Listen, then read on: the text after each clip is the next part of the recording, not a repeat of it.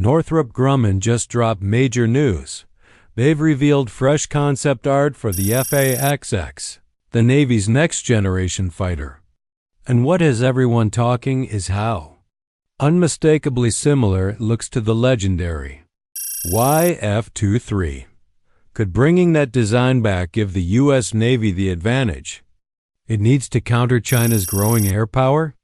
Let's break down the history, the tech, and the high-stakes politics behind the F/A-X, and why this could become the decade's most important fighter competition. The new concept art strongly echoes the main duet is the F/A YF-23 Black Widow II, the same aircraft that went head-to-head with the prototype that evolved into the F-22 Raptor in the early 90s.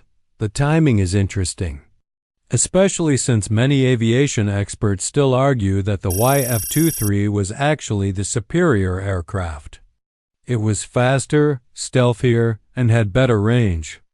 But the decision ultimately came down to maneuverability, risk, and internal politics factors that overshadowed raw performance.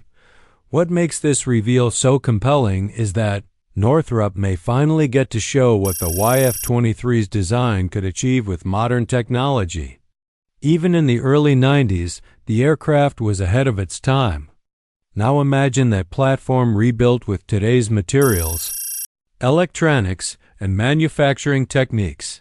The program hit turbulence recently when the Office of Management and Budget froze progress over concerns about running two sixth-generation programs at once, the Air Forces and the Navy's, but Admiral Darrell Cottle didn't hold back. The new Chief of Naval Operations warned that canceling the F/A-XX would leave carrier air wings outmatched, especially with China already developing its own sixth-generation fighters. He's pushing hard for what he calls an all-hands-on-deck modernization push, making it clear the F/A-XX is essential for maintaining U.S. air superiority. The concept art Northrop released only shows the nose, cockpit, and front fuselage, almost certainly intentional.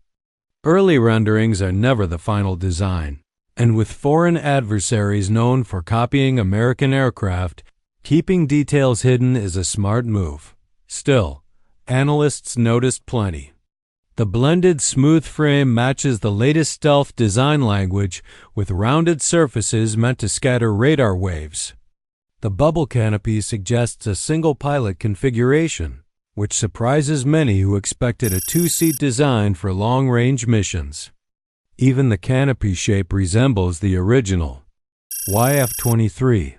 Experts also pointed out the rounded lower fuselage for internal fuel and weapons crucial for long-distance carrier missions, and the rugged landing gear built for harsh carrier landings.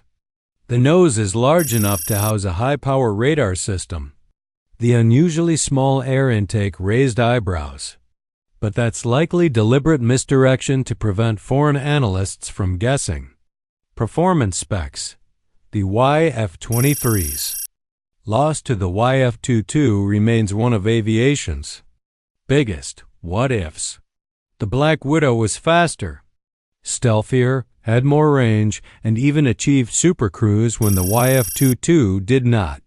Yet the YF-22 won thanks to better agility and more aggressive demonstrations.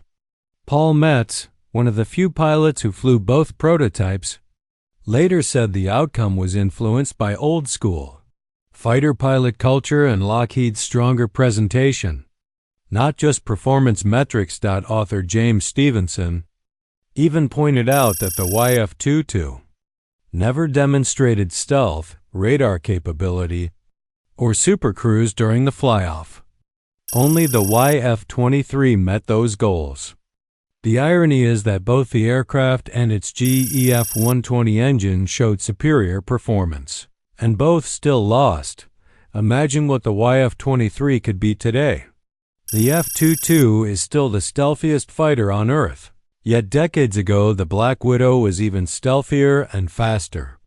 A modernized version with updated avionics and weapons could be a game changer. The F/A-XX might finally give that design the second chance it deserved. Northrop actually tried reviving the platform in 2004 with the YF-23, a scaled-up strike bomber concept nearly 100 feet long, carrying up to 10,000 pounds of internal weapons, with over 1,600 nautical miles of range. They even modified an old YF-23 prototype to show the idea physically. But in 2006, the Air Force shifted to pursuing an entirely new long-range aircraft, shelving the FB-23 along with other interim bomber proposals, the YF-23's. Original test results were remarkable. In 1990, the Pratt & Whitney-powered prototype supercruised at Mach 1.43. Then the GE-powered version shattered that, reaching Mach 1.6 and later Mach 1.72. For the early 90s, that performance was extraordinary. Now, decades later, Northrop Grumman may finally be reviving the design that many believe should have won. If the F/A-XX truly builds on the YF-23 strengths, the Navy could be stepping into a new era of air dominance, one that might reshape the balance of power in the Pacific. Meanwhile, the YF-22 could only supercruise at Mach 1.58, highlighting just how much faster the Black Widow really was. With afterburners, the YF-23 hit Mach 1.8 in testing, but its true Mach speed is still classified. Most experts believe it could exceed Mach 2 at altitude, placing it among the fastest fighters ever built. It also showed respectable maneuverability with a 25 angle of attack, though this wasn't its strongest advantage over the YF-22.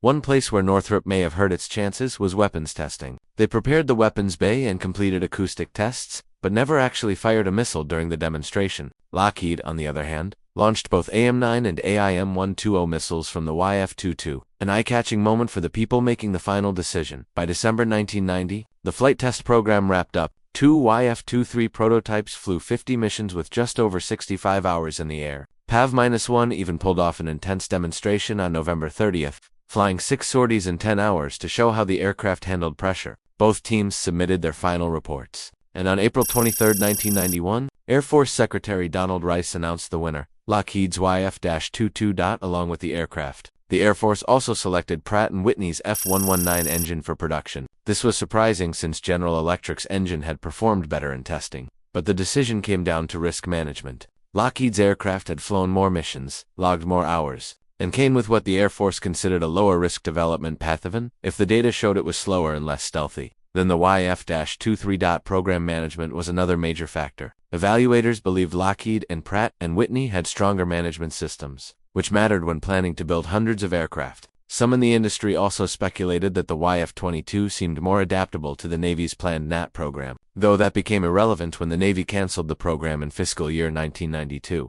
Looking back, it's clear the outcome wasn't decided purely on performance. Politics, risk, and corporate relationships played huge roles in shaping a choice that changed the future of fighter aviation. The YF-23 may have been the more lethal machine, but Lockheed did a better job convincing decisions. And in the 1980s, the Air Force was worried Soviet Su-27s and MiG-29s were serious threats, and the aging F-15 needed a true successor. The YF-23 was big, 67 feet 5 in long with a 43 feet 7 in wingspan, about the length of a large school bus with wings wide enough to stretch across a 4-lane highway. Standing nearly 14 feet tall, it was about the height of a 1-story house. Its 950 square foot wing area matched the size of a small apartment. It weighed 29,000 pounds empty and up to 64,000 pounds fully loaded, roughly the weight of 30 cars. Its engines were beasts. The Pratt & Whitney YF-119 or GE YF-120 turbofans produced 23,500 pounds of thrust normally, and 30,000 to 35,000 pounds with afterburners.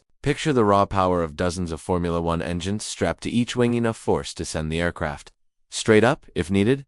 Speed was where the YF-23 became truly terrifying. With a top speed of Mach 2.2, about 1,452 miles per hour, At altitude, it could cross the U.S. in under 2 hours. Its supercruise speed of Mach 1.7 to let it maintain over 1,000 miles per hour without afterburners. Saving fuel while staying blisteringly fast, its range was equally impressive, a 2,400 nautical mile ferry range and a 700 to 800 mile combat radius, enough to fly from Los Angeles to Denver without refueling. It could climb to 65,000 feet and withstand up to 7.1 Gs. Its thrust-to-weight ratio of 1.09, improving to 1.36 at combat weight, meant it could accelerate vertically and perform like a rocket in a dogfight. Although the prototypes never carried weapons, the production YF-23 was designed for serious firepower. It would have carried a 20mm M61 Vulcan cannon, the legendary rotating Gatling gun used on most U.S. fighters. For medium-range combat, it could house for AIM-120 AMR AIM-S or older AIM-7 Sparrows internally. With these fire-and-forget missiles, the pilot could engage multiple enemies from miles away without closing in. The YF-23 wasn't just a prototype, it was Northrop's answer to the Air Force's next-generation demands: survivability, supercruise, stealth, and maintenance. Northrop took those requirements and created a design unlike anything before it. Its diamond-shaped wings had a symmetric 40 sweep front and back, giving it a razor-sharp stealth profile. The fuselage used area ruling to reduce wave drag at high speed, but the real showstopper was the V-shaped tail rudder vaders that combined rudder and elevator functions. Without tall vertical fins that would show up on radar, the cockpit was placed high and forward for excellent visibility when maneuvering at high speeds with multiple aircraft in the fight. With this layout, the pilot had a clear view in almost every direction, reducing blind spots during intense engagements.